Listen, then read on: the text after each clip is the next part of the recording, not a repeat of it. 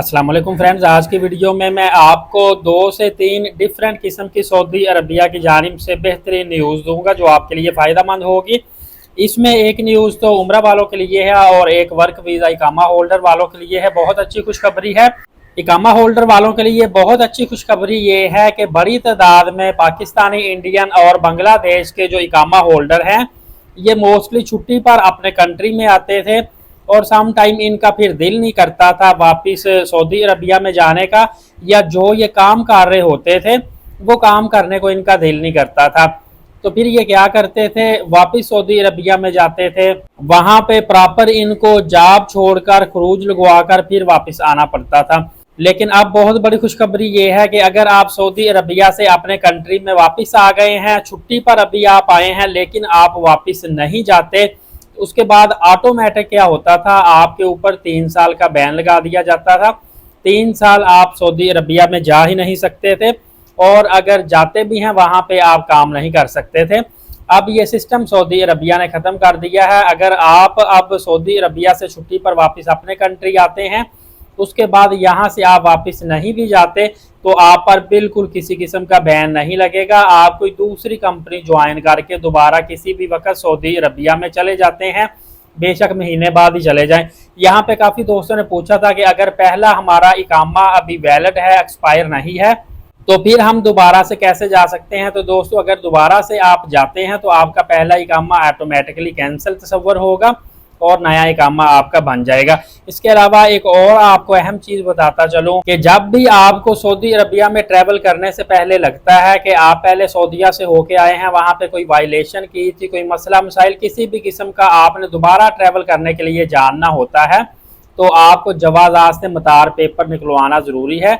मतार paper निकलवाएंगे, वहाँ पे आपको पता चल जाएगा। ये आप किसी भी एजेंट जो काम करते हैं जवाज़ात का सऊदीया का, उनसे आप निकलवा सकते हैं। वहाँ से आपको आपका स्टेटस पता चल जाएगा कि आप सऊदीया में ट्रैवल कर सकते हैं या आया, अगर बैन लगा है तो कितने अरसे तक के लिए लगा है। फ्रेंड, इसी तरह उम्रा के हवाले से आपको बताता चलूँ कि काफ़ी दोस्त कहते थे कि साकिब भाई हमें बताएं कि हम जो है ना अपनी जो फैमिलीज के साथ या ग्रुप के साथ आ रहे हैं, हमारे फैमिली मेम्बर या हम खुद पैदल ट्रैवल नहीं कर सकते, मतलब कि ज़्यादा वाक हमसे नहीं होगा। तो अगर हम शटल बस सर्विस लेते हैं, वो सीधा हमें कुदाई स्टेशन पे उतारती है, क्लॉक टावर के नीचे उतारती है, वहाँ से हम बड़ी आसानी के साथ हरम शरीफ की हदूद में चले जाएंगे। ये हमारे लिए बेहतर है, मतलब 200-250 मीटर वहाँ से हमें चलना पड़ेगा। तो क्या ये बेहतर है या हम 600-700 मीटर फासले पे होटल लें? क्योंकि वो कहते हैं कि 600-700 मीटर फासले पे होटल लेके 700 मीटर हम पैदल चलेंगे, उससे बेहतर नहीं कि हम शटल बस पे जाएं और 200-250 मीटर सिर्फ क्लॉक टावर के नीचे वाला जो एरिया है उसको पैदल वॉक करके हरम शरीफ में दाखिल हो जाएं। तो देखिए, दोनों सूरतों में ही आपको बेहतर है। लेकिन आपको बताता चलूं कि अगर आप शटल बस इस्तेमाल करते हैं तो वो फिर आपको पता है, चाहे आधे घंटे बाद बस चलती है या नमाज के टाइम पे चलती है, तो आप पाबंद होते हैं कि आपने उस टाइम पे बस पे बैठना ही बैठना है, जाना ही होता है। ये थोड़ा सा आपको मुश्किल पेश आती है। फॉर एग्जाम्पल, आप हरम शरीफ में हैं, वहाँ पे आप कुरान पढ़ रहे हैं, कोई भी इबादत कर रहे हैं, लेकिन आपको पता है नमाज खत्म होने के इतनी देर बाद जो बस है वो वहाँ से रवाना हो जाएगी, तो आपको सारा कुछ छोड़ छाड़ के बस की तरफ जाना पड़ेगा। इसकी निस्बत अगर आप 600-700 मीटर फासले पे पैदल वॉक करते हैं तो आप किसी किस्म की आप पर पाबंदी नहीं, बाउंड नहीं होंगे। जब आपका दिल करेगा आप हरम शरीफ से अपने होटल तक जा सकते हैं, वापस आ सकते हैं।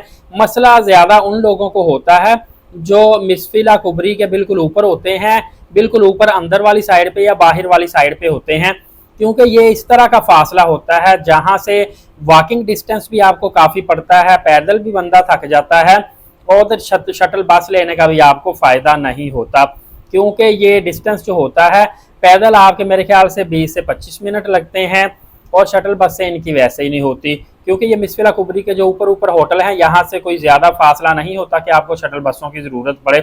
ये आपकी अपनी प्रायोरिटी है, जो आपको बेहतर लगता है आप कर सकते हैं। दोस्तों, इस वक्त उम्रा वीज़ा जो आपको बताता चलूँ तो बिल्कुल मामूल के मुताबिक है, उम्रा वीज़े लग रहे हैं। आप उम्रा वीज़ा लगवा कर तकरीबन 225 से 2.25 लाख से लेके 2.5 लाख रुपए तक का पैकेज बनवा के सऊदी अरबिया में जा सकते हैं और एक अच्छा उम्रा अदा कर सकते हैं। इसके अलावा आपका जो एक्स्ट्रा एक्सपेंस होगा तकरीबन 1 लाख रुपए पाकिस्तानी करेंसी में देखा जाए तो इतना लाजमी आ जाता है, मुकम्मल शॉपिंग वगैरह डाल के। इससे ज़्यादा भी आ सकता है, थोड़ा सा बजट करेंगे कम भी हो जाएगा। और रेट आपको बताता चलूँ, तकरीबन आपको 47,000 48,000 का उम्रा वीज़ा मिलेगा 28 डेज के लिए या 1 महीने का कह लें। और अगर आपने 80 डेज 82 डेज 3 मंथ का उम्रा वीज़ा लेना है तो वो आपको 55,000 से लेके 60,000 रुपीज़ तक का मिलता है। देखिए, अगर आप अल्लाह के घर में इबादत के लिए जा रहे हैं, जो भी पैसा लगता है वो आपको अजर सवाब है उसका और कई गुना बढ़ा चढ़ा कर आपको वापस रिटर्न होता है। लिहाजा जब भी आप अल्लाह के घर में जाए 2,000 4,000 रुपये थोड़ी थोड़ी रकम का हिसाब किताब ना रखा करें, बल्कि आप अपने आप को फैसिलिटेट रखा करें, सहूलियात ज़्यादा लिया करें। बेशक पैसे लगते हैं, लेकिन अगर आप खुद कंफर्टेबल होंगे तो फिर आप आसानी के साथ इबादत कर सकेंगे। अदरवाइज आपके लिए जहाँ पे दूसरी मुश्किलात पेश आएंगी वहाँ पे फिर आपकी इबादत भी असरअंदाज हो सकती है। इंशाअल्लाह अज़ीज़ फर्दर अपडेट भी आपको देता रहूँगा। एलीट साकिब यूट्यूब चैनल को सब्सक्राइब करके बेल नोटिफिकेशन को ऑल कर लें ताकि तमाम तर अपडेट्स आपको बर वक्त मिलती रहें। नमाज कायम करें, नबी पाक सल्लल्लाहु अलैहि वसल्लम पे रोज़ाना कसरत से दुरूद पाक भेजा करें और कुरान करीम की तिलावत करते रहा करें। इजाज़त दे, शुक्रिया, जज़ाकल्लाह।